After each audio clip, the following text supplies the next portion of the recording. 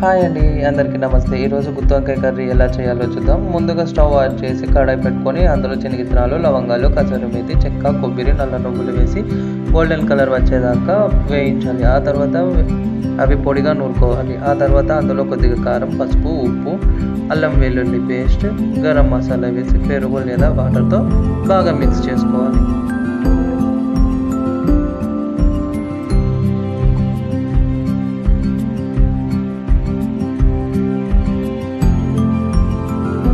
అలా కలుపుకొని ఇలా పేస్ట్ లాగా చేసుకోవాలి. పేస్ట్ లాగా చేసుకున్న తర్వాత వంకాయలు మనం కట్ చేసి పెట్టుకోవడానికి ఫస్ట్ వాటర్లోకి సాల్ట్ వేసి తర్వాత వంకాయలు ఒక్కొక్కటిగా 4 పీసెస్గా కట్ చేసి వేసుకోవాలి.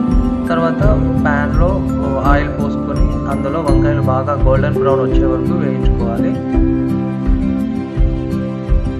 వన్స్ అవి బాగా గోల్డెన్ కలర్ వచ్చిన తర్వాత అవి పక్కకి తీసి పెట్టేసుకొని అదే ఆయిల్లోకి మనం ఆవాలు, జీలకర్ర వేసుకొని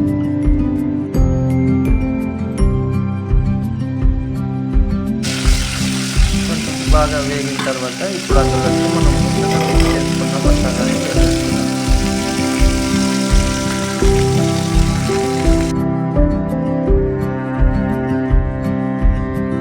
వన్స్ మసాలా అంతా కొద్దిగా బాగా వేగిన తర్వాత అందులోకి వంకాయలు వేసేసుకోవాలి. వంకాయలు కూడా బాగా కొంచెం మసాలా పట్టాలి కాబట్టి కొద్దిగా సేపు అట్లా మిక్స్ చేసుకుందాం. తర్వాత కావాల్సిన వాటర్ పోసుకొని మూత పెట్టేసుకొని ఒక 5 మినిట్స్ తర్వాత దానిని ఒకసారి అట్లా అడుగంటకుండా నిదానంగా కలుపుకోవాలి, లేదంటే వంకాయలు విరిగిపోతాయి, మ్యాష్ అయిపోతాయి.